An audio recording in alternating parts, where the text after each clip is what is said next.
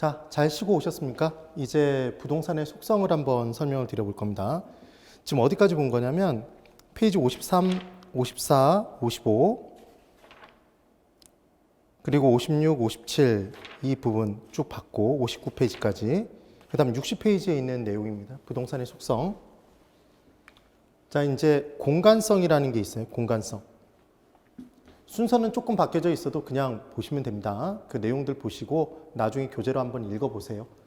공간성은 토지 공간은 우리가 이미 공부를 했지만 지표 공간이 있었고 토지의 표면, 그 위를 공중, 그 밑을 지하라고 했던 거 기억나시면 돼요. 그래서 3차원 입체 공간이었죠. 그래서 입체적으로 구분되어 있지만 몇 미터까지 구체화되어 있는 건 아니었다. 기억나시면 됩니다. 그래서 구체적인 건 아니었어요. 부동산은 공중, 지표, 지중해 3차원 입체 공간이다. 오네요. 입체 공간. 그 다음 입체 공간의 확대는 법경기 모두와 관련이 있대요. 어떻게 생각해 주시면 되냐면 토지의 표면이 있습니다. 지표가. 그럼 그 위에 건물을 이렇게 위로 올리고 밑으로 파들어가요. 그러기 위해서는 당연히 법률이 필요하죠. 자기 마음대로 지을 수는 없으니까. 그 다음 경제력도 필요하겠죠. 돈이 있어야 위로 올리죠. 그 다음 기술도 필요하겠죠. 그래서 법경기 모두와 관련이 있다. 이거 기술적 측면만 관련이 있다 그러면 X가 됩니다. 그 다음 3번. 토지 소유권은 끊임없이 높은 공간과 깊이까지 인정되는 건 아니었죠. 이게 복습이죠. 지난주 내용에.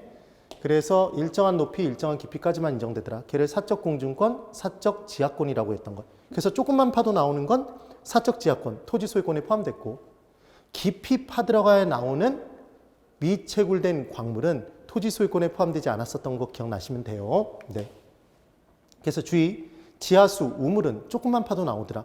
온천수는 20도를 넘어가는 좀 뜨거운 지하수로 본다고 얘기를 했어요. 그래서 토지 소유권에 포함된다고 그랬죠. 미채굴 광물은 깊이 파에 나오기 때문에 포함되지 않는다였네요. 얘가 연달아서 초창기에는 한 3번 정도 나온 적도 있었는데 요즘 근래 들어서는 약간 덜합니다. 혹시 몰라요. 그 다음 위치성은 토지의 경도 위도상의 위치, 절대적 위치는 절대로 변하지 않는다고 그랬죠. 근데 상대적 위치는 변한다, 변하지 않는다? 얘는 변하죠.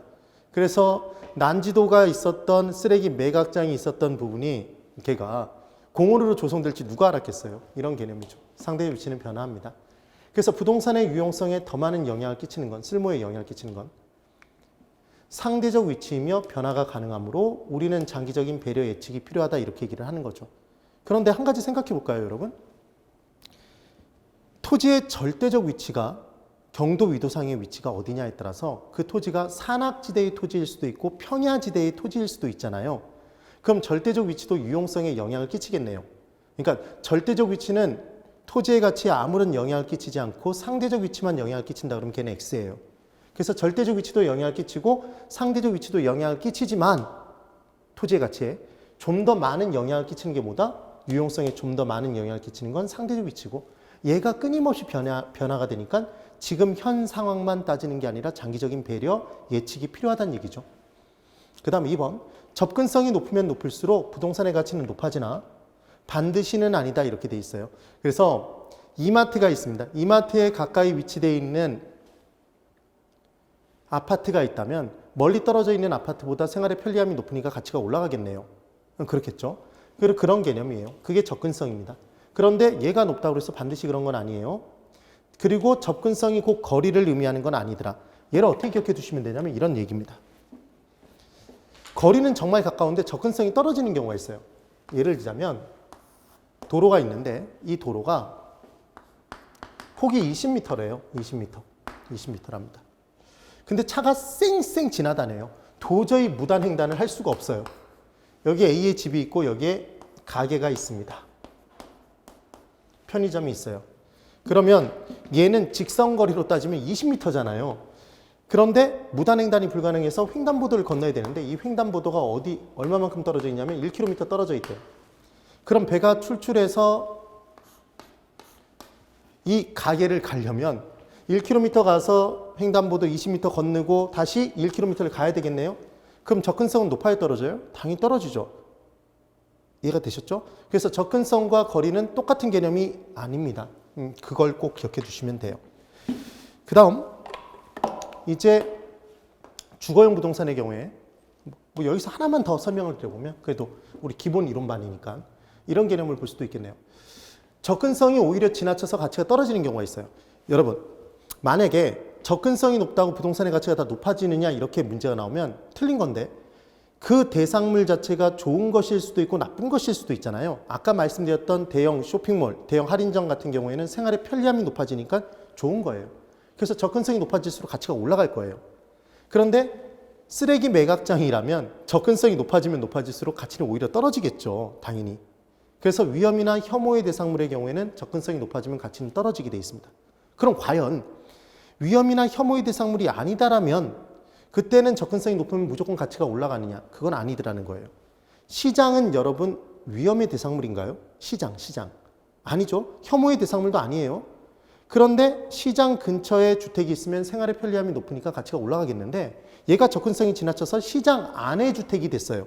생각만 해도 문을 열면 시끄럽고 비린내가 나고 막 그럴 거 아니에요. 뭔가 냄새가 날 거 같고 그렇잖아요. 그러니까 오히려 가치는 떨어질 것이다. 유원지, 위험이나 혐오의 대상물 아니에요.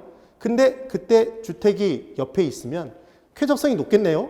근데 걔가 지나쳐서 유원지 바로 옆에 주택이 되면 시끄러워 죽죠 또. 그런 내용이 될 겁니다. 그런 개념이겠네요. 그래서 접근성에서는 이 정도 개념을 잡으세요. 그 다음 주거용 부동산에서 우리가 추구하는 유용성은 쾌적해야 되고 편리해야 된답니다. 그래서 공원이 옆에 있으면 주택의 가치가 높죠. 쾌적하니까. 학교가 옆에 있으면 편리성이 높으니까 가치가 높죠. 그 얘기입니다. 상업용 부동산의 경우에는 우리가 상업용 부동산을 왜 영위하죠, 여러분? 얘 매출을 많이 올리고 수익을 누리기 위해서 하잖아요. 그래서 수익이 많이 발생하고 매출이 많이 발생할 곳에 상업용 부동산이 있다면 얘는 가치를 높게 평가합니다. 공업용 부동산에서 무언가를 생산하죠. 그때 얘는 생산성이 높아야 되고 비용은 절감돼야 되더라. 이렇게 부동산별로, 용도별로 추구하는 효용성의 차이가 있다는 게 중요한 포인트겠죠. 그 다음 이제 환경성의 개념을 띈다고 그래요. 그래서 부동산은 환경의 일부로 영향을 주고받는데요. 우리가 공부하고 있는 지금 랜드프로 학원이 있는 이 건물은 강남역 근방에 있는 환경의 일부인가요? 일부죠. 그럼 환경의 일부로서 강남역 근방의 이 상권의 영향을 받을 거예요. 맞죠? 그래서 이렇게 영향이 끼쳐지더라. 환경의 일부로 영향을 주고받는다. 그리고 부동산 활동은 끊임없이 확대되는 것이 아니라 경계의 작용에 따라 차단된다. 이게 무슨 표현이냐면 이런 개념입니다. 이것도 간단해요. 그러니까 부동산학계로는 사실상은 우리가 일상에서 다 경험하고 이미 다 알고 있는 내용들인데 걔를 학문적 표현으로 굉장히 유식하게 표현한 거라고 그랬죠. 그래서 그 본질이 뭔지를 판단하시는 게 중요한 거예요. 이때 뭘 했냐면 A가 20층짜리 대형 쇼핑몰을 하나 지었어요. 그럼 부동산 개발 활동을 한 겁니다. 얘 정말 휘황찬란하게 잘 지어놨어요. 여기다 지은 이유가 뭐였냐면 이 부분의 바로 왼쪽에 1지역이 있었고 여기에 인구가 몇 명이 사냐면 50만 명이 살아요. 그 다음 바로 옆에 또 2지역이 있는데 이 지역에는 인구가 40만 명이 산대요. 그럼 여기다가 쇼핑몰을 딱 지어놓은 순간 사람들이 정말 많이 올 줄 알았잖아요. 개발의 이익이 많이 발생할 줄 안 거예요. 그런데 이때 사람들이 절대로 오질 않아요. 웬일로 이렇게 안 오나 봤더니 여기에 이렇게 뾰족한 산이 있어요. 여기에 이렇게 8차선 고속도로가 있는 거예요. 사람들이 건너오다가 다 죽어버렸어요. 다시는 돌아오지 못했어요. 여기를 올라가다가 다 떨어져 버린 거죠. 다시는 가지 못한 거죠. 그러니까 지금 산은 자연적 경계겠죠. 자연적 경계물. 그 다음 고속도로는 인문적 경계겠죠. 그래서 부동산 활동은 3차원 입체 공간을 향해 무한대로 확대된다. 경계의 작용으로 차단된다. 경계의 작용으로 차단되죠. 그래서 부동산 활동을 할 때는 경계가 어딘지를 판단하는 게 필요하겠다, 필요치 않겠다? 필요하게 된다는 얘기입니다. 이제 내용을 한번 정리해 볼까요? 경계는 자연적인 경계물이 있고 산, 강 같은 지금 자연적 경계물이 있고 인문적 경계, 고속도로, 지하철 역사 같은 인문적 경계물이 있습니다. 그래서 이 경계의 작용에 따라서 부동산 활동이 차단되는 거죠. 그래서 꼭 부동산 활동을 할 때는 경계의 확인이 필요하더라. 이 정도 개념만 들어보신 기억만 있으면 돼요. 자, 그래서 지금 부동산의 속성까지를 한번 설명을 드려본 거고요. 그러면 부동산의 속성에 60페이지가 있죠, 여러분. 60페이지에 2번 부동산의 속성이라고 해서 위치로서의 부동산이 있고 대상 부동산 가장 좁은 의미는 위치는 획지고 그 대상 부동산을 둘러싸고 있는 인근 지역이 있대요. 얘를 광의 위치. 그 인근 지역에 속해 있는 시나 도가 있답니다. 얘를 최광의의 위치라고 얘기를 해요. 그러면 지금 제가 강의하고 있는 이 랜드프로 학원 강남 본원에 밑에 토지가 있죠. 이 토지가 바로 가격순위 비슷한 일단의 토지 뭐로 보는 거죠? 획지로 보는 거죠. 그럼 얘가 협의의 위치예요. 이 위치가. 그리고 얘를 둘러싸고 있는 강남역 근방. 이게 인근 지역, 광의의 위치인 거죠. 그럼 강남역을 둘러싸고 있는 시. 인천광역시인가요? 지금 강남역은 서울특별시인가요? 서울특별시죠. 그래서 인근 지역에 속한 시나 도가 최강의 위치인 거죠. 이 표현을 왜 하냐면 아무리 이 토지 소유주가 잘 관리를 해도 강남역 부근의 상권이 죽으면 얘 영향을 받아서 같이 떨어지겠죠. 아무리 강남역 근방의 상인들이 토지 소유자들이 관리를 잘해도 만약에 행정수도를 완전히 옮긴다 그래서 옮겨버리면 그때는 서울 특별시의 가치가 떨어질 수도 있잖아요. 그럴 일은 거의 없겠지만, 거의 없는 게 아니라 없겠지만 그런 내용이 될 겁니다. 이해가 되시죠? 그래서 우리는 협의의 위치만 따진다, 광의의 위치만 따진다, 최광의의 위치만 따진다, 셋 다 따진다. 뭐 그런 내용인 거죠. 그게 지금 그림으로 있는 거예요. 그리고 그 밑에 괄호 1번의 위치의 의미에 박스에 그 내용들이 있는 거고요. 그 다음 61페이지에 위치와 접근성의 관계부터 시작해서 제가 쭉 다 설명을 드려본 거죠. 한번 읽어보시면 돼요. 그리고 일일이 검정 글씨까지 다 읽지 않으셔도 되고 파란색으로 체크되어 있는 내용들만 체크하면서 넘어가셔도 됩니다. 62페이지에 3번 위치의 평가 기준이라고 해서 제가 설명드렸던 내용. 위치의 평가도 설명드렸네요. 키포인트에 있는 내용들 꼭 한번 살펴보세요. 그 다음 그 밑에 공간으로서의 부동산이 있고 63페이지에 내용이 쭉 있잖아요. 그죠? 2번에 부동산 소유권의 공간적 범위라고 돼 있고 괄호 1번 의의에 입체적으로 규정하고 있으나 파란색이에요. 파란색. 정확히 중간. 63페이지 정확히 중간입니다. 입체적으로 규정하고 있으나 그 구체적 범위가 규정되어 있는 것은 아니다. 그 얘기인 거죠. 그 다음 괄호 2번에 지표권이 있는데 그 부분에 동그라미 2번 물에 관한 권리가 있어요. 그 부분에 그냥 체크 하나만. 체크는 이렇게 하시는 게 체크예요. 체크를 해주시고 한번 내용만 살짝 설명드려 볼게요. 얘는 유역주의라는 게 있고 선용주의라는 게 있답니다, 여러분. 그러면 그냥 얘도 그냥 간단하게만 설명을 드려보면 이런 내용인데요. 물이 있어요. 물이 있네요. 이게 물입니다, 물. 그런데 이 물이 많아요. 그러면 이때 A에게만, B에게만, C에게만 사용권을 줄 필요가 없잖아요. 그래서 물이 많은 지역, 건조지역, 수분지역이라면 다 같이 쓰자 물이 돼요. 다 같이 쓰자 물. 그래서 물이 흘러가는 근처 땅을 소유하고 있는 사람이라면 그 물을 다 쓸 수 있는 거죠. 얘를 뭐라고 얘기를 하면 유역주의라는 표현을 씁니다. 그래서 우리나라는 유엔이 정한 물 부족 국가이긴 하지만 그래도 물이 많나요, 적나요? 그래도 물이 많잖아요. 그래서 다 같이 쓰자 물, 유역주의를 채택하고 있다는 것만 기억하시면 돼요. 그런데 이제 물이 정말 조금밖에 없는 지역이 있어요. 얘를 뭐라고 하냐면 건조지역이라고 얘기를 합니다. 그럼 건조지역에서 이 조금밖에 없는 물을 A, B, C, D 용도 아무 용도로나 다 나눠서 쓴다면 얘는 한 가지 용도로도 사용 못하게 될 거 아니에요. 그럼 이렇게 부족하다면 하나에 몰아주는 게 낫다는 원리인 거죠. 그래서 먼저 온 사람이 쓸 수 있도록 해주는 거예요. 얘를 먼저 선자에 그리고 쓸 용자, 선용주의라고 얘기를 합니다. 그럼 선용주의에 의하면 먼저 온 사람이 물에 대한 독점권을 갖기 때문에 그 사람이 다 쓰고 남는 게 있으면 그 다음 사람이 쓴다는 개념이죠. 그래서 선용주의에서는 물기를 변경시켜서 쓸 수도 있고 모든 용도로 다 사용이 가능해요. 그게 어디에서 사용하는? 건조지역에서 사용하는 선용주의라는 개념이라는 것만 기억해 두시면 됩니다. 들어보신 개념만 있으면 돼요. 그래서 63페이지의 제일 끝에서 5번째 줄에 우리나라는 민법상 뭘 채택하고 있다? 유역주의를 택하고 있다. 그렇게 나왔네요. 그 다음 선용주의 개념도 나와져 있고 그런 내용. 그 다음 64페이지. 다 봤던 내용인지 보세요. 64페이지에 제일 위에 괄호 3번 지하권 부분에 세 번째 줄. 파란색으로 체크되어 있는 내용. 미채굴 광물, 석탄 등의 경우 광업권의 객체로 보아 지하권을 인정하지 않는다. 이렇게 적혀 있죠. 그 다음 괄호 4번의 공중권 부분에 정확히 중간. 공적 공중권은 주로 항공기의 통행이나 전파의 발착 등에 이용된다. 그 내용이죠. 그런 개념들만 딱 기억해 두시면 됩니다.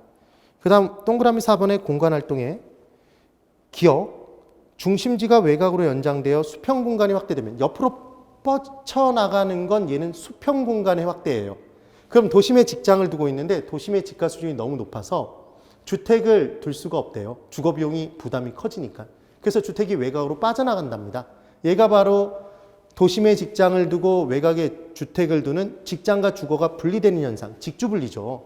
그럼 직주분리는 수평 공간의 확대다, 수직 공간의 확대다? 수평 공간의 확대가 돼요. 근데 외곽에 빠져나가 사는 사람이 많아지면 교통체증이 발생하고 외곽의 집가도 올라가 버려요. 그럼 외곽에 빠져나가 사는 이유가 없어지네요. 그래서 나 다시 돌아갈래? 도심으로 다시 돌아와요, 주택이.